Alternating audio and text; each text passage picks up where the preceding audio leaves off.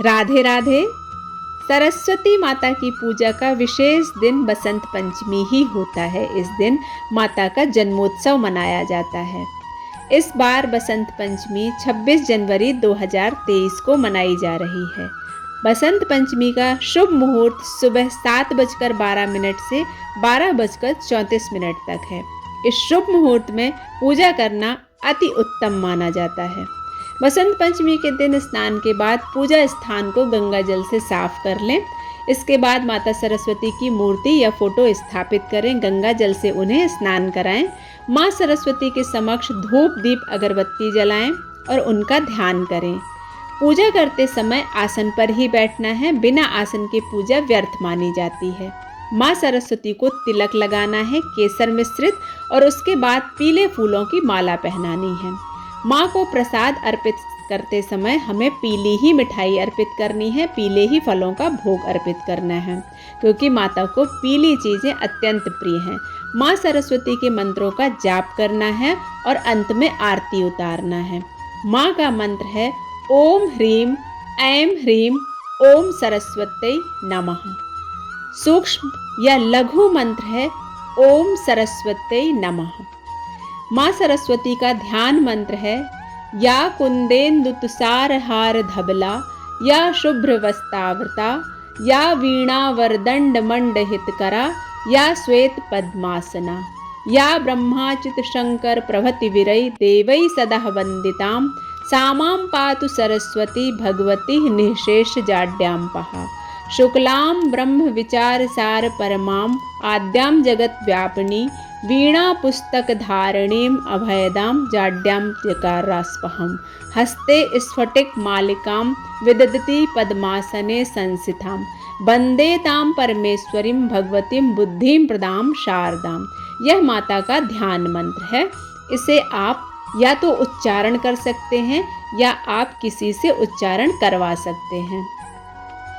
माँ सरस्वती की कथा जो पौराणिक बतलाई जाती है वह है बसंत पंचमी के दिन माँ सरस्वती का जन्म हुआ था। इसी कारण से इस दिन माँ की पूजा का विधान है।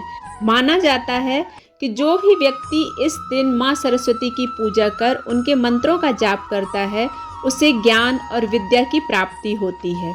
इसके अलावा एक और कथा भी है जिसके अनुसार ब्रह्मा जी ने मनुष्य योनि की रचना की थी, लेकिन वह अपनी रचना से संतुष्ट नहीं थे। तब भगवान विष्णु ने उनसे कहा कि अपने कमंडल से पृथ्वी पर जल छिड़क दो। उस जल से एक सुंदर स्त्री प्रकट हुई। उन स्त्री के 4 हाथ थे और एक अलौकिक तेज से वह घिरी हुई थी।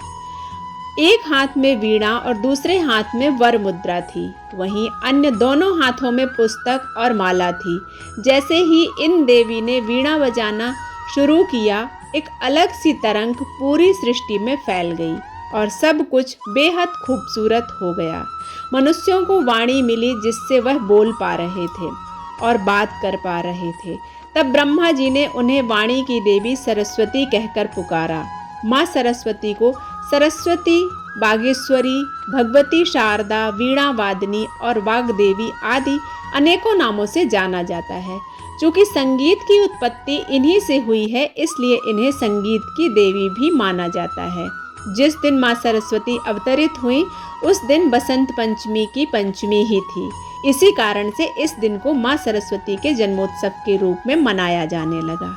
माता सरस्वती की सबसे पहले पूजा किसने की थी, इसके पीछे एक पौराणिक कथा है। कथा के अनुसार ब्रह्मा जी के आह्वान पर माता सरस्वती प्रकट हुई थीं। उन्होंने जब भगवान श्री कृष्ण को देखा तो उनके रूप पर वह मोहित हो गईं।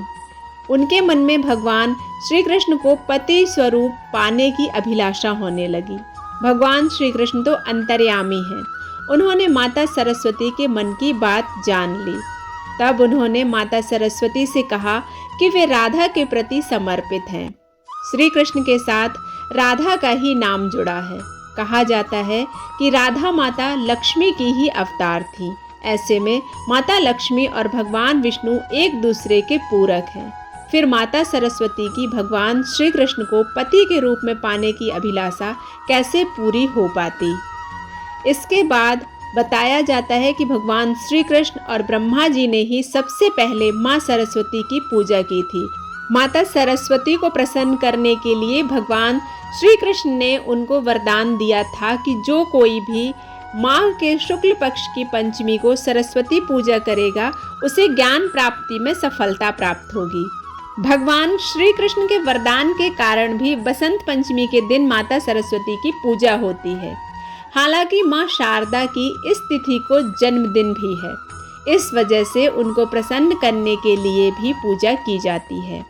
इस दिन बच्चों को केसर का टीका माँ को अर्पित करना चाहिए और वही टीका अपने मस्तक पर रोज लगाना चाहिए। इससे उनकी बुद्धि कुशाग्र होती है।